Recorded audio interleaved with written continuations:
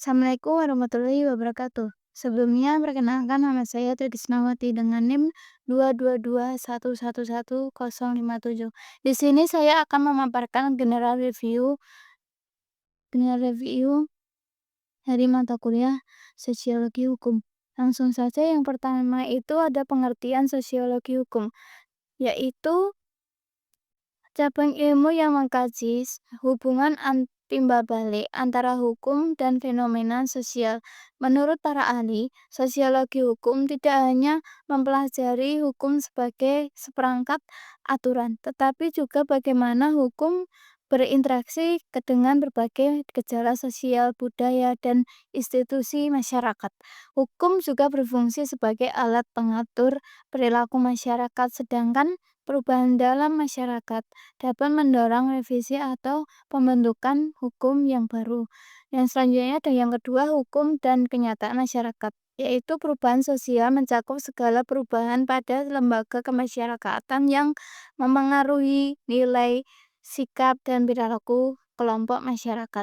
Hukum Islam diidentifikasi memiliki karakteristik universal dan bersifat realitas, serta ditetapkan melalui musyawarah dengan sanksi yang berlaku di dunia maupun di akhirat. Yang ketiga itu yuridis empiris dan yuridis normatif, yaitu yuridis empiris menggabungkan metode normatif dan empiris fokus pada penerapan ketentuan hukum dalam peristiwa hukum yang terjadi di masyarakat. Pendekatan ini melibatkan studi lapangan untuk mendapatkan data langsung mengenai interaksi sosial, sistem sosial, dan pola perilaku. Objek kajian dalam penelitian hukum empiris meliputi efektivitas hukum, kepatuhan terhadap hukum, serta pengaruh hukum terhadap masalah sosial dan sebaliknya. Di sisi lain, yuridis normatif yaitu berfokus pada kajian norma dan aturan hukum melalui metode studi. Pendekatan ini meneliti norma dasar, asas-asas hukum, dan doktrin hukum yang ada. Yang keempat, mazhab pemikiran hukum positisme, yaitu hukum aliran yang memisahkan secara tegas antara hukum dan moral, menekankan pada hukum yang tertulis, dan ditekankan perbedaan antara hukum yang berlaku dan hukum yang seharusnya. Ada kelebihannya, yaitu menyediakan tantangan masyarakat yang teratur, kepastian hukum, dan keadilan secara hukum.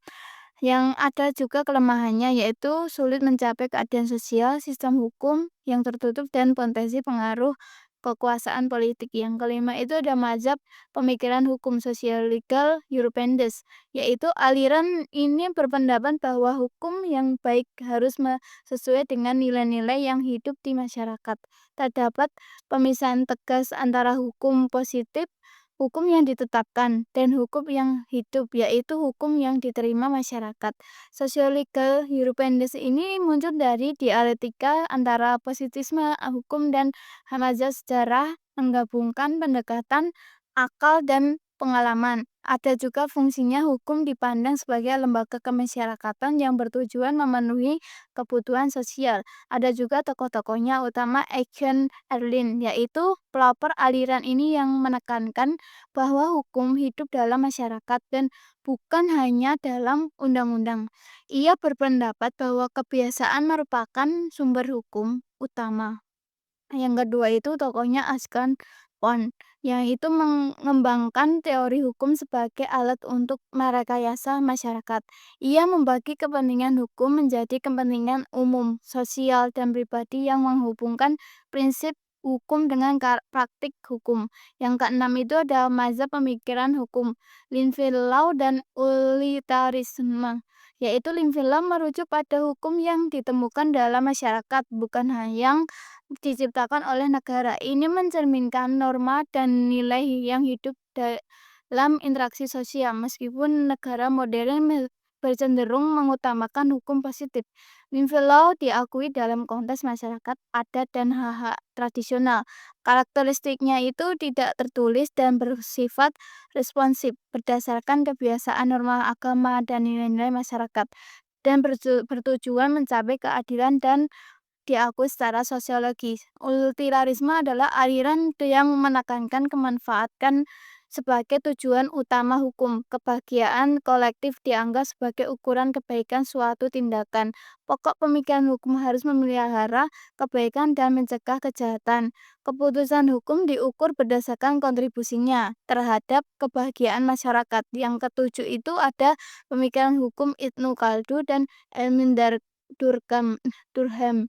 Pemikiran utama ilmu Khaldun mengembangkan konsep ashabiyah yang menjelaskan solidaritas sosial sebagai pendorong kemajuan masyarakat. Teori siklus sejarah ilmu Khaldun menjelaskan bahwa masyarakat mengalami 4 fase siklus sejarah yang berulang. Yang pertama itu fase kebangkitan, pertumbuhan dalam berbagai bidang, fase kegemilangan, puncak kejayaan dan kemajuan. Yang ketiga, fase kemerosotan, krisis dalam berbagai aspek. Yang keempat, fase keruntuhan, kehancuran dan kekacauan. Teori dan gagasan yaitu integritas masyarakat. Durkheim tertarik pada bagaimana masyarakat mempertahankan integritas dan koherensinya di era modern. Ia menciptakan pendekatan ilmiah untuk mempelajari fenomena sosial yang dikenal sebagai fungsionalisme. Fakta sosial, ia menciptakan istilah fakta sosial untuk menggambarkan fenomena sosial yang independen dari tindakan individu. Menurutnya, fakta sosial lebih objektif dan hanya dapat dijelaskan melalui interaksi sosial. Yang kedelapan itu ada Meseber dan H.L. Ahad. Yang pertama itu Meseber adalah sosok kunci dalam pengembangan ilmu sosiologi modern dan dikenal karena karyanya yang menghubungkan agama dan perkembangan ekonomi.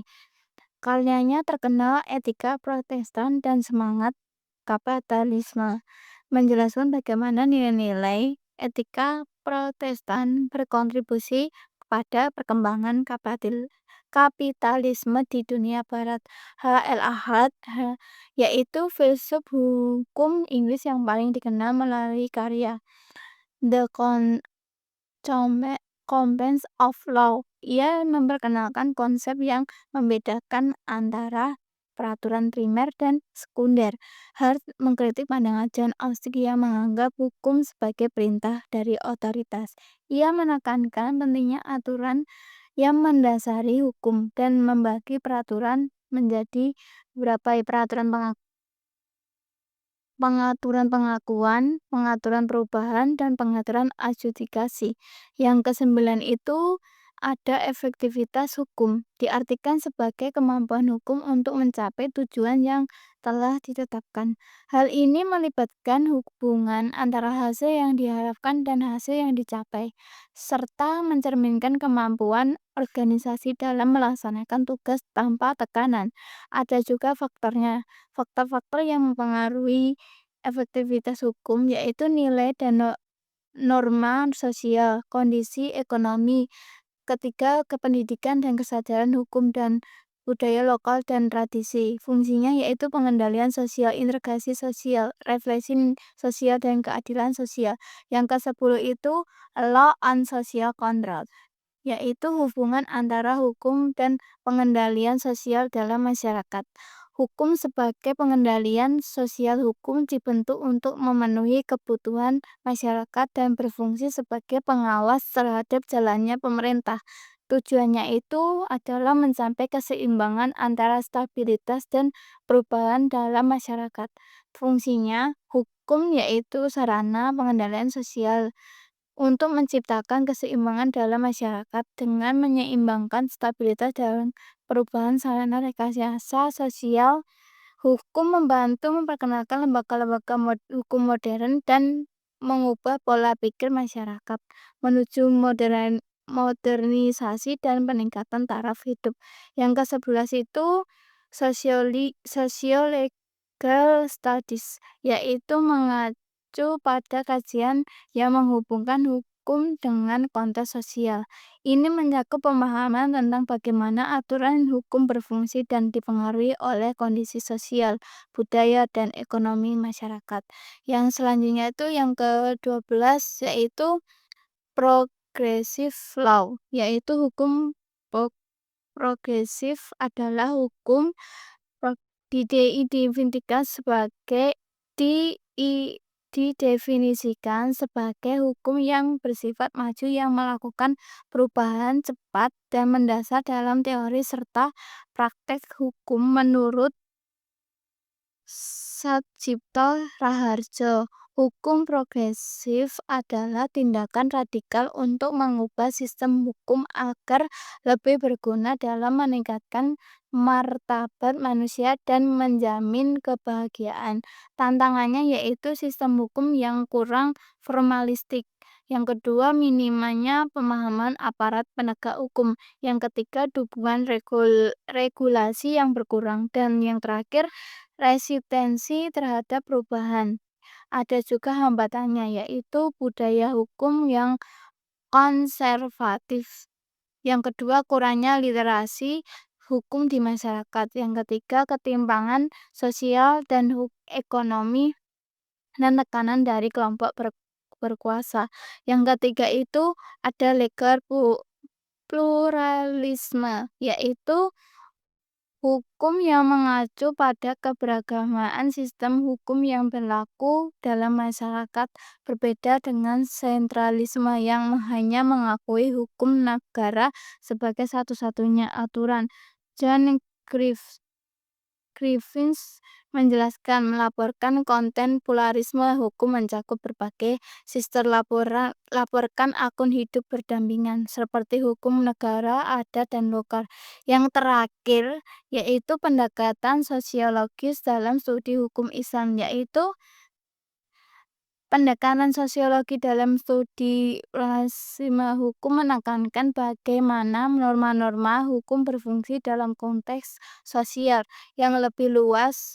Dalam konteks ini, pluralisme hukum tidak hanya dilihat dari sudut pandang legalistik tetapi juga dari bagaimana masyarakat berinteraksi dengan berbagai sistem hukum yang ada. Sekian dan terima kasih. Kurang lebihnya mohon maaf. Wassalamualaikum warahmatullahi wabarakatuh.